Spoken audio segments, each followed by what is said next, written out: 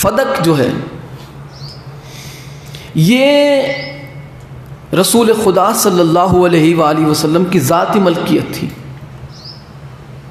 ये ख़ास आपके लिए था। आप जिसे चाहे, जहाँ चाहे, जब चाहे उसे दे सकते थे, खर्च कर सकते थे। ये आपके इख्तियार में, ये सरकार का ख़ास माल था। और इसी के लिए मैं अहले सुन्नत की 3 किताबें पेश करने लगा हूँ। सबसे पहले सुनन नबी दाऊद, दूसरी है तारीख़ तबरी और तीसरी है सीरत इब्न हशाम। 3 किताबें कि फ़दक जो है ये रसूलुल्लाह की ज़ाती मलकियत थी। इसमें मुसलमानों का कोई हक़ नहीं था, कोई दखल नहीं था मुसलमानों का। देखिए सुनन नबी दाऊद के अंदर क्या लिखा है। मैं एक एक लफ्ज़ आपकी खिदमत में पेश करने की कोशिश करूँगा। सुनन नबी दाऊद के अंदर ये 3री जिल्द है और सफ़ा नंबर 440 और 41 पर हदीस नंबर 3016 में जनाब ज़ोहरी और अब्दुल्ला बिन अबी बकर से और मोहम्मद बिन मसलमा के बाद सहाबज़ादगान से रिवायत है कि अहले खैबर के कुछ लोग बच गए तो वो किला बंद हो गए और उन्होंने रसूलुल्लाह से दरख्वास्त की कि हमारे खून माफ़ कर दिए जाएं, यानी हमें कत्ल न किया जाए और हमें यहाँ से निकल जाने का मौका दिया जाए। तो रसूलुल्लाह ने उसे कबूल फरमा लिया और अहले फ़दक ने यह मामला सुना तो वो भी इस बात पर राज़ी हो गए। चुनांचे ये किले और ज़मीनें रसूलुल्लाह के लिए मखसूस रहें क्योंकि उन पर कोई घोड़े और ऊँट नहीं दौड़ाए गए थे, यानी जंग नहीं हुई थी। देखो मैं मुख्तसर आपको बता दूं कि जब रसूलुल्लाह ने खैबर पे हमला किया, उन्हें शिकस्त हुई मौला अली अलैहिस्सलातु वस्सलाम के हमले के बाद।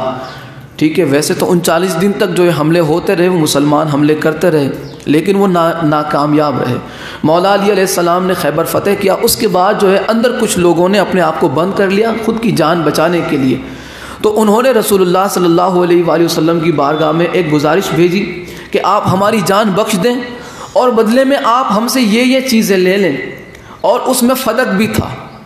जागीर फ़दक जो है, जागीर फ़दक ये सिर्फ़ एक बाग नहीं था, ये बहुत बड़ी जागीर थी, बहुत बड़ी जागीर थी।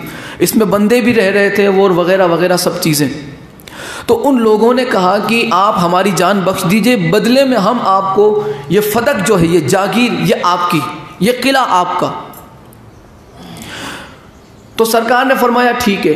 उसके बाद उन्होंने कहा, जागीर फ़दक में जो रह रहे थे उन्होंने क्या कहा कि देखें इस ज़मीन पे जो खेती बाड़ी हो रही है तो इसके माहिर हम बहुत अच्छे से हम जानते हैं कि इसे कैसे जो है अनाज वगैरह उगाना और इसकी खेती बाड़ी कैसे करना, हम इसमें महारत रखते हैं। तो अगर आप चाहें आप इजाज़त दें रसूलुल्लाह से। उन्होंने ये एक मुआहिदा तय किया कि आप हमारी जान इस शर्त पे बख्श दें कि ये ज़मीनें आपकी, इसमें जो भी खेती बाड़ी हुई वो आपकी, जो भी इसमें फ़ायदा हुआ वो आपका, हमें कुछ नहीं चाहिए। हाँ, बदले में हम ये बस कि आप हमें इस ज़मीन पे खेती बाड़ी करने दें, इसमें से जितना भी नफ़ा होगा वो आधा हिस्सा आपका, ये रसूलुल्लाह का, उम्मत का नहीं, ये आपका आधा हिस्सा, और आधा हिस्सा हम हमारी मजदूरी समझ के रख लेंगे, आधा हिस्सा आपका।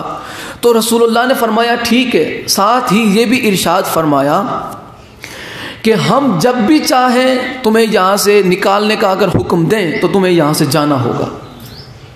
वो ज़मीन, वो सारी चीज़ें, वो खेत, वो बागात, वो मकानात, वो सब के सब रसूलुल्लाह के थे, ख़ास रसूलुल्लाह के थे। उम्मत का इसमें कोई दखल नहीं, ख़ास रसूलुल्लाह का ये हक़ था।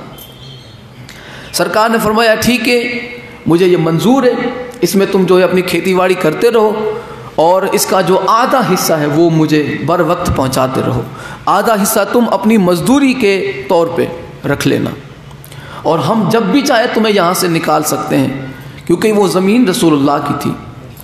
3 किताबें मैंने आपकी खिदमत में पेश की कि ये जो ख़ास रसूलुल्लाह का था।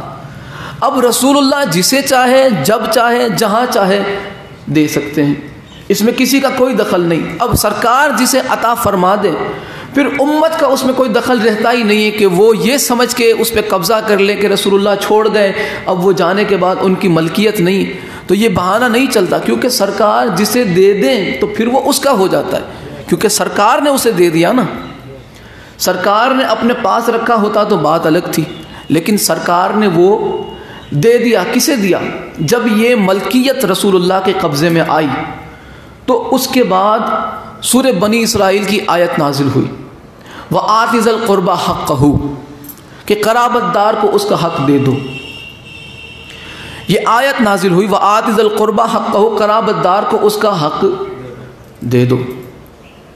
तो यहाँ पे अबू सईद खुदरी से रिवायत है कि रसूलुल्लाह सल्लल्लाहु अलैहि वसल्लम पर जब ये आयत नाजिल हुई, व आतिज़ल क़ुरबा हक़्क़हू, खैबर फ़तह होने के बाद, फ़दक रसूलुल्लाह की मलकियत में आ जाने के बाद, रसूलुल्लाह का जो है ख़ास हो जाने के बाद ये आयत नाजिल हुई, व आतिज़ल क़ुरबा हक़्क़हू, के क़राबतदार को अब उसका हक़ दे दो।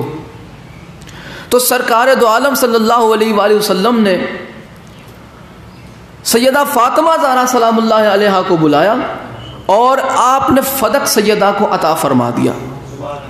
और यहाँ पे मैं बग़ैर हवाले की कोई बात करना चाहूँगा ही नहीं।